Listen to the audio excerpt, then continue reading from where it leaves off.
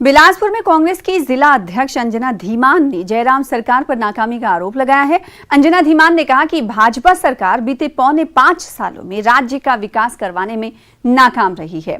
निरचैक में हवाई अड्डा बनना भी सपना ही बनकर रह जाएगा। अंजना धीमान ने कहा कि कांग्रेस पार्टी ने भाजपा सरकार के खिलाफ चार्जशीट तैयार की है और ये चार्जशीट चुनाव की अधिसूचना जारी होने से पहले राज्यपाल को सौंपी जाएगी। भाजपा सरकार जो है वो भ्रष्टाचार में डूबी हुई है। हर क्षेत्र में जो है इन्होंने महंगाई की हुई है, चाहे वो डीजल हो, पेट्रोल हो, गैस हो, अनाज हो, दालें हो, कोई भी ऐसी चीज नहीं है जिसके ऊपर इन्होंने महंगाई नहीं की है।